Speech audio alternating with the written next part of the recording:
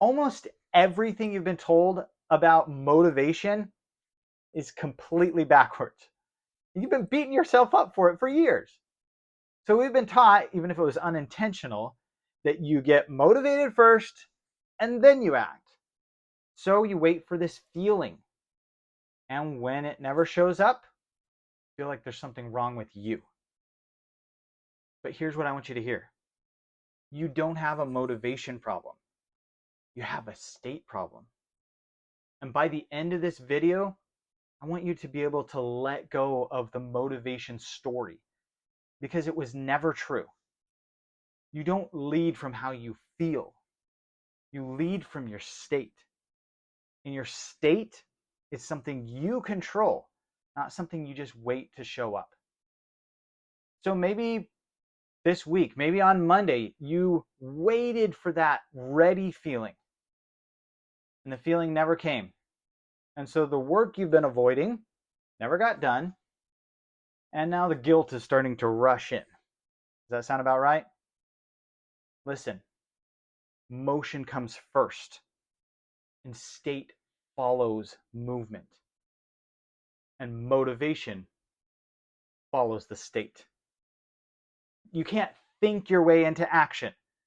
So many times we try and overthink things. That's why they call it analysis paralysis. You have to act your way into a state that makes action easy.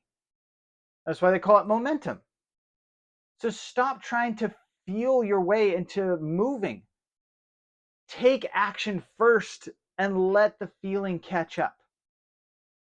So in this culture, we keep diagnosing some kind of willpower failure, especially with AI. It likes to diagnose everything, right? But it's not true. It's a state failure. But that's actually the good news because your state is something you control. So many times when someone says you have a motivation problem, it feels like a character flaw, and that can feel like a life sentence. Listen, the same person can have the same plan, the same goals, and they execute this plan perfectly in one state and they avoid everything in another state. The only thing that changed was the state. Another one of the buzzwords going on around right now is procrastination, right? Everyone has an idea of how you can stop procrastinating. Well, procrastination, it isn't proof that you're lazy. Avoidance isn't proof that you're weak. It just means that you're in an unresourceful state. And listen, the second that you start heaping shame into the mix, it just gets so much worse. So how do you take control of your state? Well, there's actually 3 levers or 3 tools you have access to at all hours of the day that control your state. The first one is physiology, how you use your body, how you move, how you stand, how you walk, if you exercise. The second one is your focus, what you actually point your attention at intentionally. And the third one is language, the words that you say to yourself inside your head and the words that you say to everyone else around you. So if you're slumped over, doom scrolling, repeating to yourself that you're behind, that's a state that you created. But you can create a different state as well. Listen, even the Bible talks about focus. Whatever's true, whatever's honorable, whatever's right, pure, lovely. Dwell on these things. Focus on these things. Listen, you don't have to believe in the Bible to know that that's true. Focus is your lever. Where your attention goes, your state will flow from there. Let me show you how ridiculous this gets. So once I watched, I kid you not, 45 minutes of these motivational videos to avoid 5 minutes of work.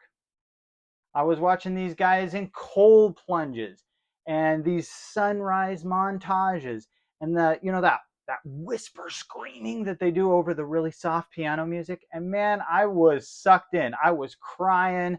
I was fired up. I was locked in. And I closed YouTube and I did nothing.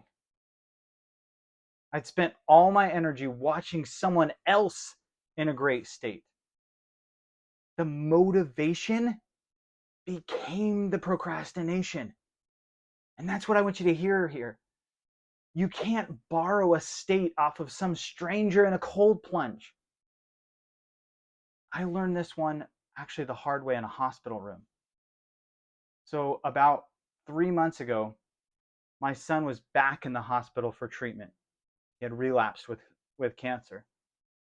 And I spent 32 days in the hospital room with him. And let me tell you, my focus was gone. My rituals were gone. My morning routines were gone. And for a while, I told myself I was failing at everything. I had a motivation problem. I wasn't failing. I was someone in one of the hardest states of my entire life. And I was expecting myself to perform like I was somewhere else. I couldn't summon the motivation. There was no motivation. It wasn't there. So I managed my state in the ways that I knew how. I would go outside and I'd go for a run. Physiology.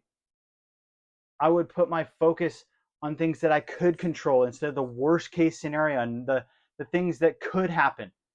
And I stopped saying I'm losing everything, everything's falling apart, and started saying, I know who's holding this. I know who has control. That's physiology, focus, and language in the worst time of my life. Now, listen, it didn't fix the situation, but it let me show up inside of that for my son, for my family, for a client who needed me that afternoon. State management isn't some productivity hack. It's the way that you stand inside a situation. And it's the way that you get through some of the hardest times in your life. You choose that. So here's what I want to tell you. You're not lazy. You're not broken.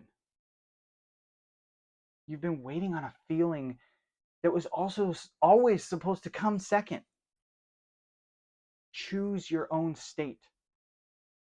And the action will get a lot easier from that point. You don't lead from how you feel. You lead from your own state. And your state is something you choose. Listen, if you've been calling yourself unmotivated for years and you're tired of carrying all that, a lot of that is what I do with leaders. Exactly in this situation. We stop managing your character and start managing your state. If that's you, reach out. Let's have a real conversation. Just an honest look what's actually running your day every day. You don't have a motivation problem. You never did.